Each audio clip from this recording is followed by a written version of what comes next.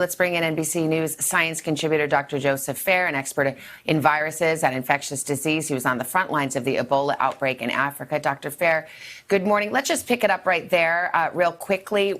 Your thoughts? I mean, it's hard to know what exactly the president was suggesting there, but what would you want people to know on this topic?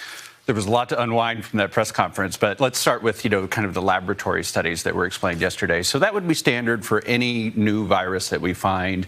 We're going to see how it operates in the environment. And the laboratory itself is a controlled environment where we control things like temperature, humidity, how many people go inside and outside, et cetera. So this was basically confirmation of things that we know for a lot of different viruses. We know UV light will inactivate any virus.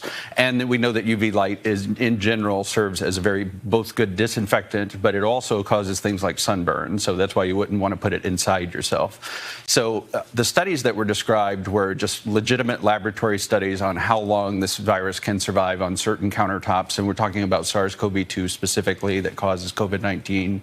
And comparing that to other viruses. So there was nothing of a surprise in the science. And ultimately, I think what they were trying to express is that this virus behaves so similar to other coronaviruses with regards to temperature, heat, and humidity and UV light that we can possibly expect to see a dip in the number of cases in the summer.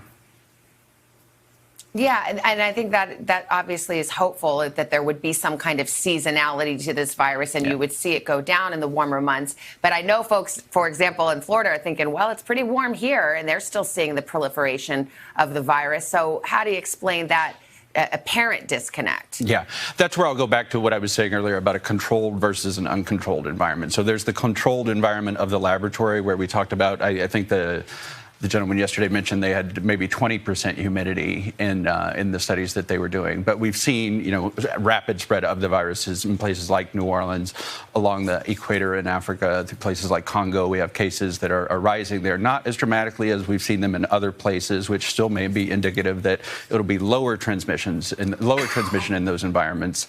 That being said, still new. We still don't know enough about this virus to say that it's going to go away altogether in the summer. So we're predicting it, but it's still too early to know.